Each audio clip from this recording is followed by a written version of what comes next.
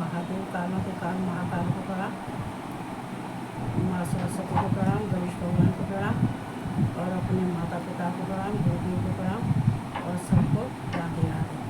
जितने फेसबुक वाले यूट्यूब वाले हैं सबको राधे राधे। तो चलते हैं अपने भगवान शिव के पास घूमने चलते हैं। कहते हैं सोम लोग चलना चाहिए तो अच्छा रहता है। कहते हैं गर्मी के दिनों में तो सोम लोग ही अच्छा लगता है।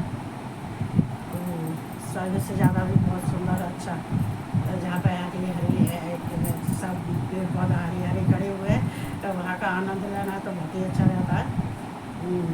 तो चलते हैं। देखो ये सावन का महीना अब ये शुक्ल पक्ष चल रहा है। आज प्रतिपदा हो गई, जो कल की अमावस्या थी तो प्रतिपदा हो गई। तो अब तो ये त्योहारी त्योहार, सावन के महीने में तो त्योहारी त्योहार है। अब हरियाली तीज की आ जाएगी बुधवार की। तो ये श्रेष्ठ, एक कार्तिक का महीना और एक सावन का महीना, ये 12 महीने में 2 महीना बहुत श्रेष्ठ होते हैं। चूँकि इनके अंदर त्योहार भी बहुत पड़ते हैं। और कार्तिक का महीना तो सब देवताओं का है, सभी देवताओं का है। और सावन का महीना कृष्ण और भगवान शिव का, ये दोनों का महीना है। कहते हैं जितने के कांवड़िया वाले जल लेके आते हैं तो सावन के महीने में आते हैं। जो कृष्ण भगवान की परिक्रमा लगते हैं वो सावन के महीने में ही लगते हैं। लगने को तो 12 मास ही लगते हैं, वो तो लगते ही रहते हैं 12 मास ही। उज्जैन वहाँ सब आते जाते रहते हैं, ऐसा कुछ नहीं है। भगवान के तो सब दिन होते हैं। भगवान की पूजा के लिए, तीर्थ यात्रा के लिए, दर्शनों के लिए कोई पाबंदी नहीं है। सब कहते हैं कि हर 12 मास ही दर्शन होते हैं। लेकिन महीनों के अंदर कोई महीना इतना श्रेष्ठ होता है कि भगवान के लिए ही होता है, भगवान का ही होता है। तो ये सावन के महीना में शुक्ल पक्ष आ गया। शुक्ल पक्ष के कहते हैं कि शुक्ल पक्ष का ये सोमवार पड़ा है तो बहुत श्रेष्ठ है। लेकिन कहते हैं सावन के सोमवार में अगर शुक्ल पक्ष में या कृष्ण पक्ष में और दिन सोमवार पड़ता है जो, तो उस एक सोमवार को, चाहे कृष्ण पक्ष का हो चाहे शुक्ल पक्ष का हो, एक सोमवार को अगर हम सूर्य निकलने से पहले और हम पार्थिव लिंग की पूजा कर लेते हैं। हमारा वैसे हालांकि शंकर जी की पूजा करते हैं, नवरेश्वर की पूजा करते हैं, लिंग की पूजा करते हैं। जो सूर्य निकलने से पहले सोमवार वाले दिन तो जो पार्थिव लिंग शिवलिंग बना के उनकी अगर पूजा की जाती है विधि विधान से, जैसे कि गंगा जल से, दूध से, घी से, शक्कर से, दही से और सबसे पंचामृत से, सब द्रव्यों से, कहते हैं सब द्रव्यों से जब उनकी पूजा होती है, उनके बेलपत्र फूल, मतलब जैसे शिवलिंग की होती है वैसे ही उनकी होती है। और फिर उनका सूर्य भगवान निकलने से पहले पूजा होनी चाहिए, बाद में नहीं। और फिर पूजा होने के बाद में फिर जो है उनको विसर्जन कर देना चाहिए। आज बहुत तेज हवा, इतनी तेज पूरे दिन चली है। कल इतनी भयंकर गर्मी थी, आज इतनी कहते हैं ये 6वीं मंजिल पर मकान है, सो इतनी तेज हवा आती है कि ऐसा लगता है मतलब तूफान आ गया। और तो यहाँ पे क्या होता, तो इसका बहुत बड़ा महत्व होता है, बहुत बड़ा फल होता है। जैसे कांवड़िया जल लेके आते हैं, जो फल उन्हें मिलता है वही फल इस पार्थिव लिंग बना के और सूर्य निकलने से पहले जो सोमवार के दिन पूजा करता है उसके सारे संकट दूर हो जाते हैं। अब देखो सारे संकट तो दूर हो जाते हैं, पर एक दिन के कर्म करने से नहीं। हाँ, लेकिन कर्म करना चाहिए, कर्म करते रहना चाहिए। चूँकि हम जीवन में हमें आराम से नहीं बैठना चाहिए, नहीं आराम से बैठना चाहिए, नहीं हमें आनंद लेना चाहिए। तो उसके आनंद में बहुत देर क्या है कि उनका भगवान को नहीं जानते हैं, न भगवान के प्रति आस्था, न किसी के प्रति। हाँ, उनको ये होता, किसी बहुत ऐसे होते हैं कि कहाँ गलत कार्य हो रहा है तो गलत कार्य पे ध्यान जाता है, और अच्छे कार्य जहाँ हो रहे हैं अच्छे कार्य पे ध्यान नहीं जाता। क्योंकि जैसा आदमी होता है उसकी वैसी ही बुद्धि होती है, उसकी बुद्धि वहीं पर ठहरती है जहाँ पे गलत कार्य होता है। लेकिन अच्छे गलत कार्य नहीं देखते। जो अच्छे होते हैं, जो अपने भगवान में आस्था रखते हैं, भगवान से प्यार करते हैं, भगवान के नियमों अनुसार चलते हैं, तो वो ये संसार की ये नहीं देखते वहाँ क्या हो रहा है, वहाँ क्या हो रहा है। बुरी चीज़ों को ग्रहण कर लो, अच्छी चीज़ को नहीं ग्रहण करो। देखो अच्छे कितने कितने धर्म कार्य हो रहे हैं, कितनी कितनी मुश्किलों से कितनी सड़कें गूंज रही हैं, बम बम बोले के हर हर बोले, बम बम बोले हर हर बोले, बम बम बोले।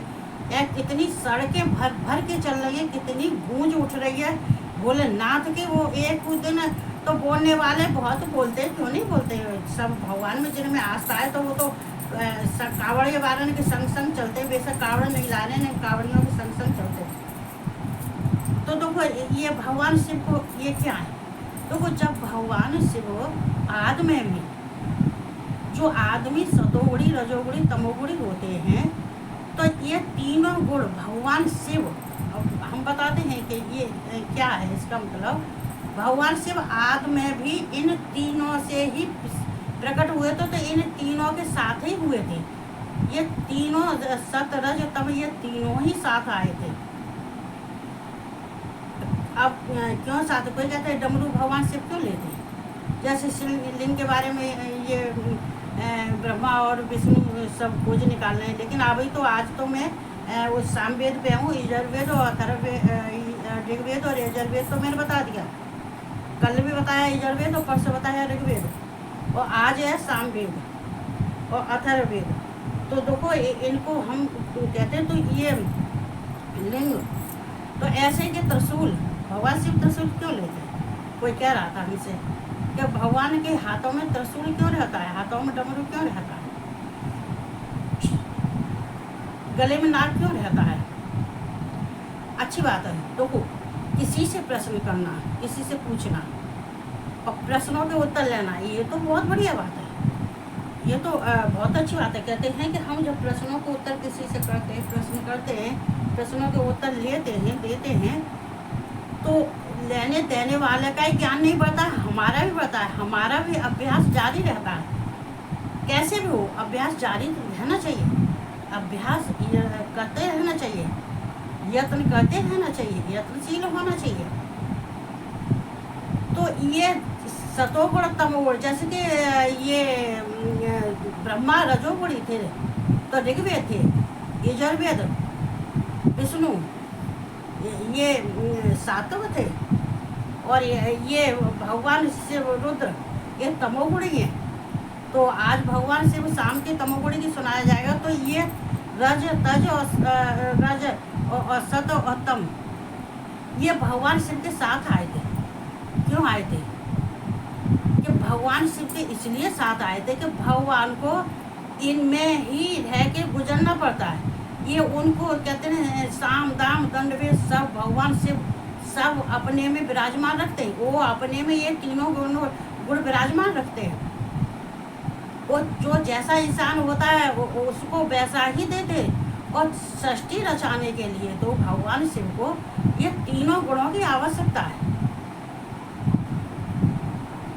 क्योंकि देखो यहाँ पे जो अथर्ववेद में दिया है वो त्रियक दिया है कि जो ब्रह्मा विष्णु और रुद्र, तो भगवान को इनके लिए भी तीनों गुणों का उन्हें अर्थ निकालना पड़ता है, तीनों गुणों को लेकर चलना पड़ता है।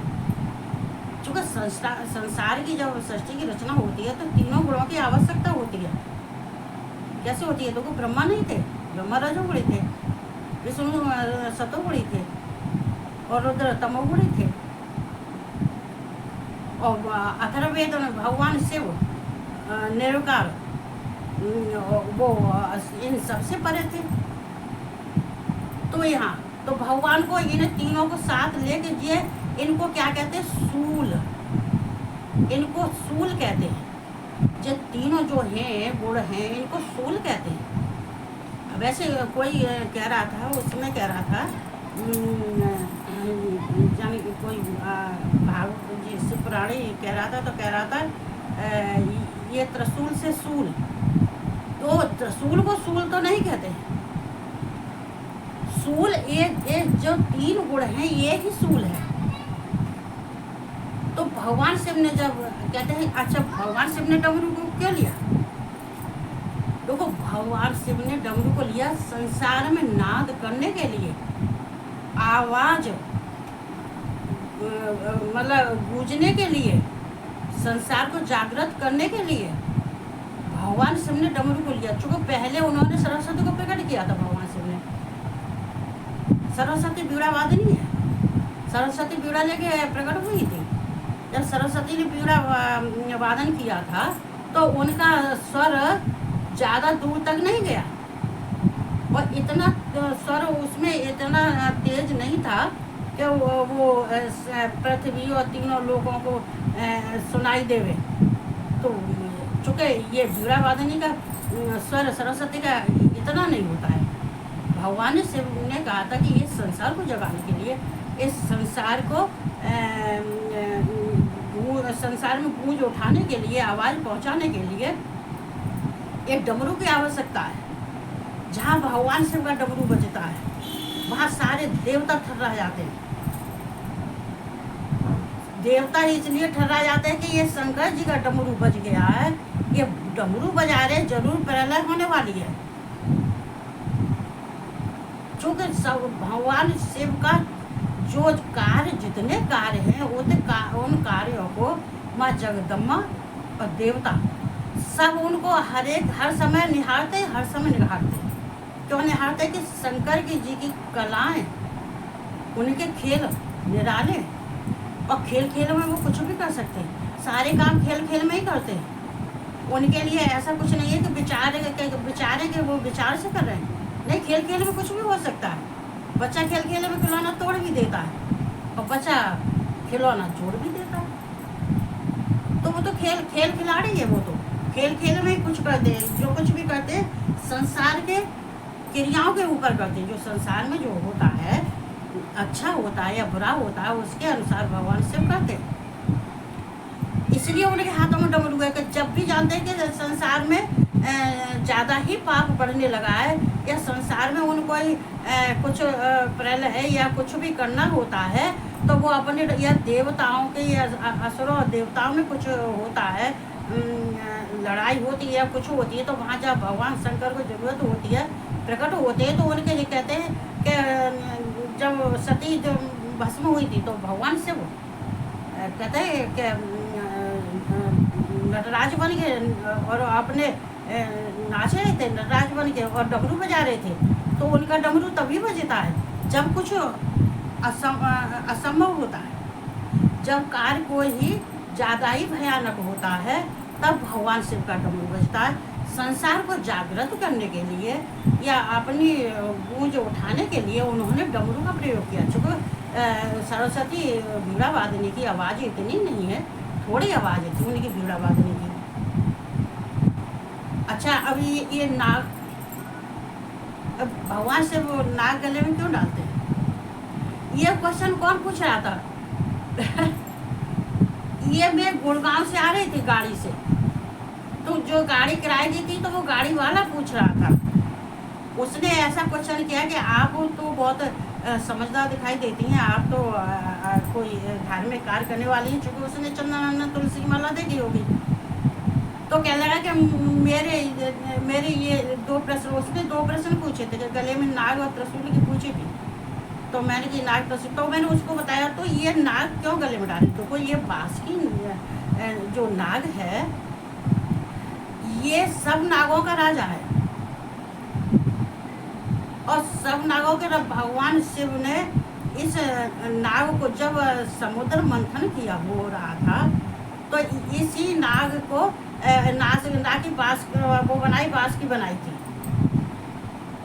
तो ये शेष नाग नाग की जो है, तो कहते हैं ये नाग इसलिए चूँकि ये नागों का राजा, और भगवान शिव ने बांसुरी नाग को नागलोक, उन्होंने खुश, जब समुद्र मंथन हुआ था, जब बांसुरी नाग हैं उनका जो है बांसुरी बनाई थी, तो देखो उनको क्या हुआ, उनको नागलोक दे दिया भगवान ने, शिव ने। नागलोक का जो नागों का लोक है, उस लोक का जो राजा है वो राजा, तो बांसुरी को भगवान ने उसको राजा बना दिया, और वो अपने गले में भी डाल दिया। खुश होके, प्रसन्न होके, उसने जब वरदान देने के लिए उसने ये सब किया था, तो उस भगवान से उन्होंने कही कुछ वरदान मांगना चाहती तो मांगो। उसने कही मैं गले का तुम्हारे का हार बनना चाहता हूँ। तो भगवान शिव ने अपने गले में डाल लिया। अब ये त्रिशूल, भगवान त्रिशूल क्यों लेते हैं? चूँकि संसार में अनुग्रह करने के लिए, शासन करने के लिए, या जब हम भगवान शिव कुछ ऐसा कार्य करते हैं तो वो किसी को किससे अपनी आँख से भस्म नहीं करते। आँख अगर तीसरा नेत्र उनकी अग्नि का है और अग्नि अगर उनके तीसरे नेत्र निकलती है तो वो त्रिशूल अपने ऊपर लेता है। त्रिशूल कहते हैं वो भगवान के हाथों में इसलिए रहता है कि भगवान की रक्षा भी करता है। भगवान जिस कार्य को करते हैं तो त्रिशूल द्वारा ही करते हैं।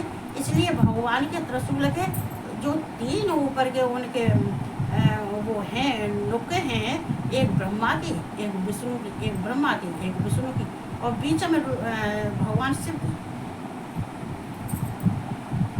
चूँकि उनके त्रिशूलों में तीनों देव हैं तो उनके लिए संसार का संहार करने के लिए उनको त्रिशूल की आवश्यकता होती है। अगर उन्होंने काशी को उठाया तो किस पे उठाया? जब प्रलय हुई थी और काशी को उठाया तो किस त्रिशूल पर ही तो उठाया था। तो भगवान अपनी रक्षा, सबकी रक्षा करने के लिए, अपनी सुरक्षा के लिए और संसार का संहार करने के लिए तो उन्होंने त्रिशूल को भी धारण किया। तो ये क्या है? ये तीन क्या है? ये तीन शूल हैं। ये शूल ही त्रिशूल हैं। तीन, बासुकीनाग, डमरू और त्रिशूल और रज, तम और सत, ये शूल है। ये शूल ही त्रिशूल में बदल गए। तो इंसान को क्या है? संसार में रहेगा तो उसको संसार की तरह से वो अपनी मर्जी से कहते हैं कि वो क्या कर रहा है, किसी की सुनता नहीं है। अच्छा भी कर रहा है, बुरा कर रहा है और सीना तान के चलता है, मैं जो कुछ कर रहा हूँ अच्छा कर रहा हूँ। अरे किसी और से जाके तो देखो कि अच्छा कर रहे हो कि बुरा कर रहे हो। क्या अखबारों में जब छपती है तभी मालूम पड़ती है। अपनी आत्मा, हमारी आत्मा हमको अच्छा बताती है कि खराब बताती हैं। अच्छा बताती हैं तो हमें किसी और के सामने भी हमें अपनी अच्छाई प्रकट करनी चाहिए। और किसी के मुख से हमारी अच्छाई का शब्द निकलता है तो अच्छा निकलता है। मालूम पड़ी कि मैं तो कह रही अच्छा अच्छा, वहाँ पे कह रही अच्छा अच्छा, बाद में कह रही कि अरे इससे जैसा तो कोई आदमी नहीं है, इससे ज़्यादा। मैं तो कहती कि अध्यात्म में जाने वाली लेडीज में नाम तो नहीं लेती व्यासपीठ से, अच्छा नहीं लगता है। जो लड़कियाँ व्यासपीठ को पकड़ चुकी हैं, जो कथा भागवत कहती हैं, अब मैं उनको सामने पढ़ के तो नहीं समझा सकती और समझाने की हमारा कोई तात्पर्य भी नहीं है कि हम उनको समझाना चाहिए। लेकिन अध्यात्म की तरफ बढ़ने वाला और अगर कोई हो, लड़का हो, लड़की हो, आदमी हो, औरत हो, जब अध्यात्म की तरफ बढ़ जाते हैं और बाकी बाद में गलत कार्य करते हैं, गलत फोटोओं को डालते हैं और नंगे फोटोओं को भी डालते हैं तो उनकी इज्जत जो बनाई थी वो इज्जत मिट्टी में मिल गई। लेकिन ना ही तो उन्हें अब संसार क्या कर रहा है? देख रहा है, नंबर पर नंबर दे रहा है, नंबर पर नंबर दे रहा है, देख रहा है। अरे कुछ शर्म करो। जिसके सामने ग्रंथ आ गया भगवान का, कहते हैं कि शिव पुराण भी आ गया, भागवत भी आ गई, गीता भी है, सब हमारे सामने रखी है पुस्तक। हम उसमें अध्यात्म में बढ़ रहे हैं तो अध्यात्म में बढ़ने के बाद में फिर ये सब संसार में जो हो रहा, ये संसार का नाश तो वैसे भी होना ही होना है। चूँकि आजकल आदमी, बेटा, आदमी भी, बच्चे भी कहते हैं क्या उनकी निखार के रखो यहाँ व्यासपीठ पर। जब समय आए, जब समय आएगा तो सबके सामने ही आएगा। तो ये अध्यात्म में बढ़ने, ये इज्जत मुश्किल से बनती है, बिगड़ तो नेक देर में जाती है। और जो सच्चे दिल से भगवान की तरफ बढ़ता है और जो अंतर आत्मा से भगवान की तरफ बढ़ता है वो गलत राह पर जा नहीं सकता है। चाहे जवानी हो, चाहे बुढ़ापा हो, कुछ भी हो, वो नहीं जा सकता है। तो औरों को हमें शिक्षा देना भी सही नहीं लगता है। तो ये संसार क्या है? ये संसार तो जो कार्य करते हैं, मैं सबकी तो नहीं कह सकती, सब तो ऐसे नहीं है। अरे 100 में तो 50 अच्छे, तो 50 तो गंदे हैं, ये नीच काम कर रहे हैं। वो तो अपने खून को भी गंदा कर रहे हैं, जहाँ तक बेटा बेटियाँ उनको भी। तो क्या ऐसे क्या हैं, ये गंदे लोग हैं।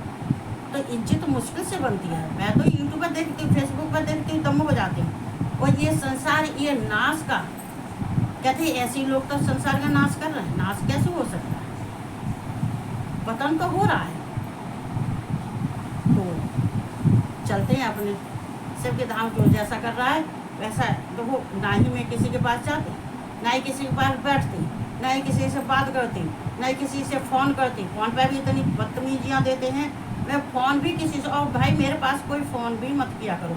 हाँ, अच्छे लोग हैं, मैं उनका फ़ोन उठा लेती, लेकिन कभी कभी अच्छे के संग में गंदे लोग ऐसे आ जाते हैं जिसकी शुमार नहीं, इतनी बदतमीज होते हैं कि इनको शर्म नाम की चीज़ नहीं होती है। ऐसे लोग होते हैं। लेकिन हालांकि मैं तो किसी से फ़ोन नहीं करती, ना ही किसी का उठाती, नहीं किसी से करती। मेरा तो स्वभाव ही ऐसा हो गया है। स्वभाव का पहली बार तो मैं मोबाइल में जानती नहीं, तो फ़ोन के उठाते तो कैसे उठाते हो, लेकिन उठाने के बाद में फिर ये भी नहीं मालूम कि ये काटते कैसे। चूँकि मोबाइल में ज़्यादा मैंने कुछ नहीं सीखा है, मोबाइल में बस फेसबुक पर बोलना सीखा है और यूट्यूब पर बोलना सीखा है, और थोड़ा से बाद 2-4 अपने वो देख लेती। तो इसके अलावा और मुझसे कुछ आता नहीं है मोबाइल में, और ज़्यादा मैंने कोशिश भी नहीं की है। ऐसे ही बहुत बढ़िया है, भगवान बस ऐसी बुद्धि देता है। तो भगवान भोलेनाथ और कृष्ण भगवान गीता में उनसे कहते हैं कि मुझे ऐसे ही सदी बुद्धि देते जाओ। संसार से मैं तो वैसे ही संसार से विरक्त हूँ। मुझे ये मतलब नहीं है कि कितने नंबर आ रहे हैं मेरे, इससे मतलब मुझे तो अपने वाणी को शुद्ध करना है, अपने भगवान के बारे में बोलना है, प्रवचन करना। मुझे आदमियों से नहीं, ये थोड़ी नहीं है कि गंदे व्यक्ति। देखो कभी कभी तो हमें अभी फेसबुक पर देख के जब ऐसे ब्यास गति वाली लड़कियां और लड़के जब होते हैं तो बड़ा शर्म कैसी बात लगती है। मुझे तो कुछ शर्म लगती है। तो चलते हैं, तो हमने कल अपने भगवान को प्रणाम करते हैं। ओम कर्पूर गौरम करुणावतारम संसारे सारम भुजगेन्द्रहारम सतावसंतं हृदयारविन्दे भवं भवानी सतं नमामि। भवं भवानी सतं नमामि। ओम हर हर महादेव की जय। देखो ओम, हम प्रणव में क्यों जाते हैं? अभी हमने बोला था ना, ये प्रणव, ये जो भगवान शिव हैं, जो अथर्ववेद आएगा उसमें भगवान शिव का ओम का आएगा। चूँकि अथर्ववेद ये निर्विकार है, तो उसमें ओम से ये प्राणभाव ओम सा। अब हम सुना रहे हैं सामवेद का। तो हमने कल विष्णु का यजुर्वेद सुनाया था और ऋग्वेद ब्रह्मा जी का सुनाया। चूँकि देखो लिंग की परिभाषा कोई नहीं कर सकता, लिंग को पहले कोई जान ही नहीं सकता है। ये लिंग, इसको देखो जो शिव है वाच्य है, और जो ओमकार है वो वाचक है। ये वाच्य, ये ओम, ये प्रणव, ये शिव है। ये जगत इसी में व्याप्त है, ओम में, प्रणव में। प्रणव ओम की धुन कहाँ से निकलती है? लिंग की मैं कल बताया था, सारा कुछ बताया था, बहुत समझा के बताया था, अच्छे ढंग से समझा के बताया था। फिर मैं कल फिर बता दूंगी इसको जो है। तो हम क्या कहते हैं कि जो इसी लिंग में ही संसार व्याप्त है, और लिंग में ही विलीन हो जाता है, और लिंग से ही देवता प्रकट हुए, और लिंग से ही संसार की सृष्टि की रचना हुई है। सारा कुछ लिंग से ही होता है। ये तो अथर्ववेदों तो निर्विकार हैं, सदाशिव परमेश्वर महेश्वर का ये तात्पर्य 10 वेद के अर्थों का तात्पर्य बताया। ये देखो वेद, देखो यहाँ वेदों से ब्रह्मा और विष्णु को भगवान शिव बतलवा रहे हैं, वेद ही उनको बता रहे हैं। लेकिन बाद में ये कहते हैं ये अथर्ववेद नहीं, ये ऋग्वेद, यजुर्वेद और सामवेद और अथर्ववेद, इनके बाद सब कुछ सुनाने के बाद में भी ब्रह्मा और विष्णु के समझ में कुछ भी फिर भी कुछ नहीं आएगा। फिर भी कुछ नहीं आएगा तो वेद अंत में छोड़ के चले जाएंगे। चूँकि दस ये विद्या अर्थ कहते हैं, 10 विद्या का अर्थ जो है जो इन्होंने दिए हैं सब वेदों में, चारों में, लेकिन उन्हीं से अगर जब ब्रह्मा विष्णु, चूँकि लिंग का अर्थ सहज समझ में नहीं आता है, तो वेद भी उनको वेद भी छोड़ के चले जाएंगे। कहते हैं ये तो हमारे बस की नहीं है। अब सारा कुछ तो हमने अपने वेदों से, सारे चारों वेदों से सब तो हमने कुछ बता दिया। ये वेद बोल रहा है, सबके बारे में बोल रहे हैं। चूँकि ये क्या है तो ये वेद बता रहे, लेकिन वेद भी थक के चले जाएंगे। फिर भगवान शिव ही इनको समझाएंगे।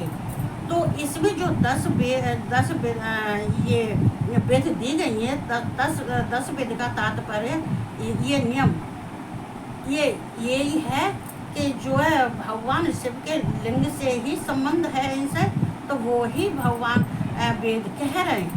तो ये 10 सामवेद, तो ये सामवेद कहते हैं, इन सामवेद का 10 वेद से तात्पर्य क्या है, ये इनका प्रतिपादन कैसे किया है।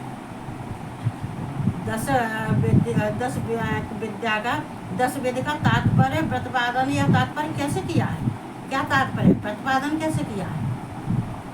अब देखो प्रतिपादन करने के लिए तो देखो इसमें बहुत कुछ है। 10 ये आएंगे फिर कथा, तो ये गुण, ये गुणों में ये कौन है, सामवेद।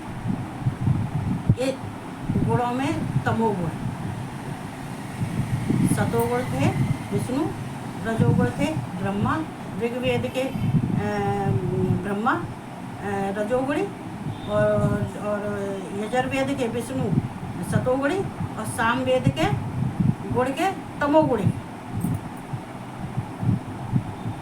तो ये वेद बतला रहे हैं, ये वेद सामवेद ये है ब्रह्मा विष्णु को बतला रहे हैं कि तुम क्या हो, तुम जो हो तो भगवान के लिंग में हो तुम, इसका तात्पर्य है। तो ये गुण कौन है, तमगुण, तमोगुण। सामवेद कौन है, तमोगुण। और सामवेद मूर्तियों में आदि मूर्ति कौन है, रुद्र। और सामवेद का लोक कौन सा है, कहते हैं सोमलोक, सोमलोक। चूँकि देखो ये सोमलोक किसका है, ये भगवान शिव का है। देखो सोमलोक से ऊपर कुछ नहीं है, जहाँ पार्वती और शिव जी रहते हैं। तो ये सोमलोक भगवान रुद्र की क्रियाएं क्या है, तो लेकिन देखो यहाँ क्रिया सामवेद ये भगवान शिव से हैं, ये सदा शिव तत्व ही क्रिया है, इनका तत्व सदा शिव महेश्वर ही क्रिया है। इनकी जो इनका लिंग वेदी है, लिंग की वेदी है, वो कौन सी है, उर्ध्व वेदी। लिंगों का विभाजन हुआ उर्ध्व वेदी, उर्ध्व वेदी। ये लिंगों में, ये तीनों लिंगों के कारण कौन से, बीज, बीज कौन थे, ब्रह्मा। कारण कहते हैं, कारणों के कारण कौन थे, ब्रह्मा, बीज। और विष्णु कौन थे, यौन। भगवान शिव कौन है, बीज। भगवान के लोक कौन से हैं, शिवलोक। कौन सा लोक है, शिवलोक। उसको शिवलोक कहते हैं और सोमलोक भी कहते हैं, कहते हैं सोमलोक। भगवान शिव का आदर्श कौन है, भगवान शिव का आदर्श ऐश्वर्य। भगवान शिव का ऐश्वर्य पुरुष, एक वचन। देखो ये उसमें भी दिया है, गीता में भी दिया है कि ब्रह्म, परम ब्रह्म, पुरुष, अंतरात्मा, अंतर्यामी, एक शब्द पे जाता है, एक पुरुष, एक। तो पुरुष को ऐश्वर्य क्या है भगवान का, पुरुष, पुरुष ऐश्वर्य है भगवान का। और भगवान का रूप क्या है, लिंग, निर्विकार, इनका कोई आकार नहीं। और इनकी कला क्या है? विद्या कला। और अथर्ववेद में इनकी कला कही है, शांतियता कला, शांति कला, ऊर्ध्व कला। तो ये अर्थवेद में तो ये तीनों का निचोड़ है। ये तुरीय, अथर्ववेद में तो ये तीनों चले जाएंगे तुरीय, वो तुरीय में आएंगे, चूंकि वे सर्वेश्वर हैं, सर्वज्ञ हैं, सर्वात्मा हैं, परमेश्वर हैं, अविनाशी हैं।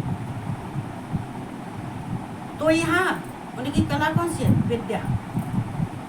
ये विद्या, ये कहते हैं कि ये विद्या और विष्णु की विद्या और विष्णु की कला थी विद्या तत्व। उनको तत्व से क्यों जाना जाता? जल में कहते हैं उनकी स्थित क्यों? ये संसार में जो जल, इसको जल भी कहते हैं, विष्णु को स्थित भी कहते हैं, जल भी कहते हैं। तो भगवान की कला कौन सी है? विद्या। भगवान पंच ब्रह्मों में कौन से ब्रह्म है? ये देखो, ये तीसरा आ रहा है नीचे से, सद्धोजात और वामदेव। सद्धोजात पैर, वामदेव ये। अब इससे आगे चलेंगे हृदय की तरफ, प्राणवायु। जो प्राण है, जो प्राणवायु, इसको प्राणवायु कहते हैं। देखो, खाली प्राण कहने को तो प्राण कहते हैं, तो वो प्राणी, उसके प्राण निकल गए, लेकिन इसका पूरा शब्द है प्राणवायु। तो पंच ब्रह्मों में ये कौन है? ये पंच ब्रह्मों में कौन से ब्रह्म है? अघोर, अघोर, अघोर। ये यहाँ पर ये जो प्राणवायु है, ये अघोर। एक पंच ब्रह्मों में एक अघोर ब्रह्म है। इनका कार्य क्या है? रुद्र का कार्य क्या है? ये संहार करता है। इसको हम क्रिया भी कह सकते हैं। देखो, ये कारण क्रिया, ये विशेषण में चला जाता है। ये विशेषण तत्व है। ये कहते हैं, ये जब विशेषण होता है, ये क्रिया विशेषण होती है, तो हम इसको उधर की तरफ ले जाते हैं। तो ये क्रिया, देखो, ये क्रिया का मतलब इनका कार्य क्या है? संहार करता। रुद्र कौन है? संहार करता। तो ये तीनों के ये बीजी किनके हैं? ये और भगवान बीजी हैं रुद्र। तो बीजी, ये जो तीन हैं, जो दो ऊपर निकल गए, ये तीसरे हैं रुद्र, ये बीजी हैं। बीज, यौन बीजी यहाँ पर। तो कहते हैं इनसे ही जो संसार इन्हीं में व्याप्त है, इन्हीं में जितना आज कहते हैं जगत के जितने जीवात्मा हैं, तो इसी सामवेद में व्याप्त हैं। अब सामवेद तो ये अब तो ये सब लिंग से चल रहा है। यहाँ भगवान जहाँ ईश्वर के सकल रूप का तो यहाँ कोई वर्णन नहीं है। सकल रूप का कोई यहाँ पर नहीं प्रयोग किया जा रहा है, ना ही उनका सकल रूप का अंगों का वर्णन किया जा रहा है। पर सकल अंगों का वर्णन नहीं किया जा रहा है। यहाँ सिर्फ लिंग का वर्णन किया जा रहा है। तो ये सामवेद, तो भगवान शिव सामवेद जो रुद्र हैं, जो कहते पूरा संसार ये सामवेद में ही रहता है। सामवेद से ही सारा जगत सामवेद में ही व्याप्त है। तो यहाँ ये सामवेद का होगा।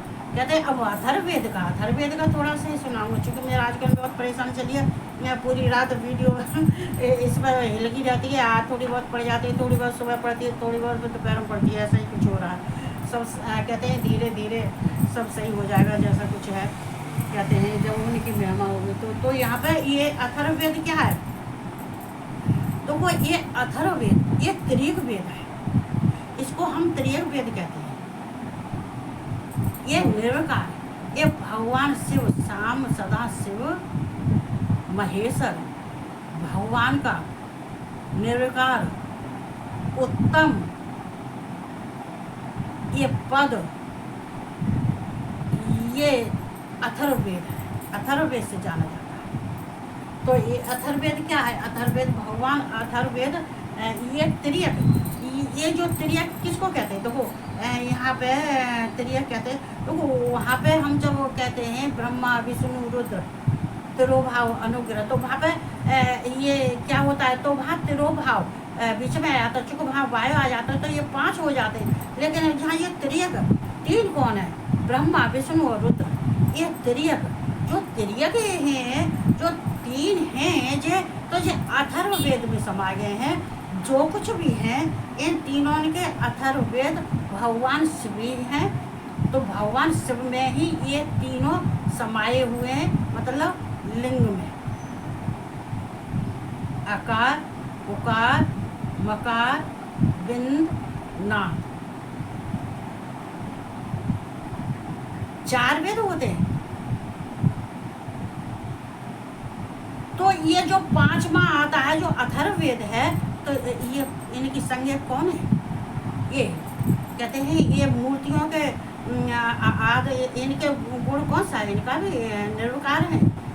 इनके 3 गुण हैं और 3 गुणों से परे हैं। ये 3 गुण इनमें विराजमान है, 3 देवता इनमें विराजमान है, 3 गुणों से परे हैं। ये त्रियक हैं। और ये इनकी मूर्ति क्या है? कहते हैं कि इनकी मूर्ति सदाशिव महेश्वर और भगवान शिव में ही विराजमान निर्विकार। कहते हैं ये निष्क्रिय कहते हैं, निष्क्रिय रूप से ये मूर्तमान है। निष्क्रिय मतलब इनका कोई मतलब आकार नहीं है और इनमें सब विराजमान है। इनका लोक कौन सा है? ये शिव लोक, जो सबसे ऊपर है। भगवान का लोक कौन सा है?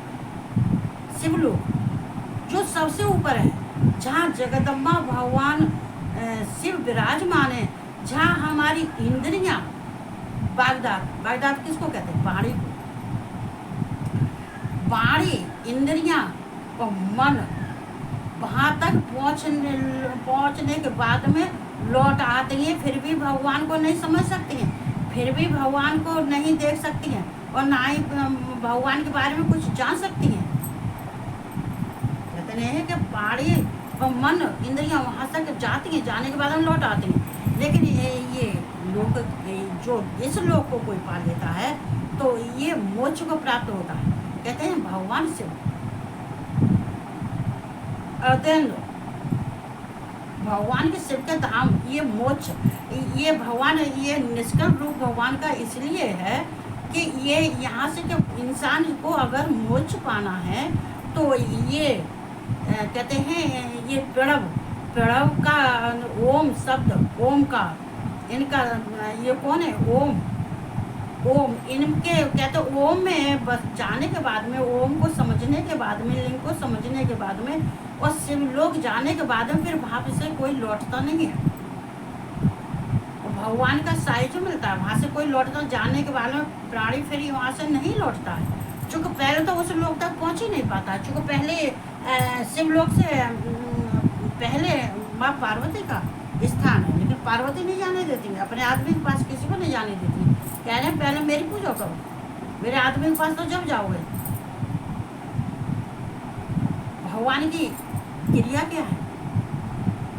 इस क्रिया भगवान के सबको मोक्ष देना, सबको मोक्ष देना, सबका उत्थान करना, जो पास में बंधे हुए हैं उनको पास से मुक्त कराना। ये अथर्ववेद में भगवान शिव का कार्य है। ये भगवान की कलाएं कौन सी हैं? भगवान की कला शांतियता कला है और शांत कला है। तो ये शांत कला है, शांत कला के ऊपर जो कला है, जो भगवान शिव के लिए, जो सबके लिए होती है, वो सबको भगवान उससे शांति प्रदान करते हैं, तो वो शांतियता कला होती है। ये इनके अंदर 5 कला और हैं ऊपर है। तो भगवान शिव कहते हैं, ये भगवान शिव का कार्य सबको मोक्ष देना, उनकी क्रिया यही है मोक्ष देना, उनका कार्य यही है मोक्ष देना।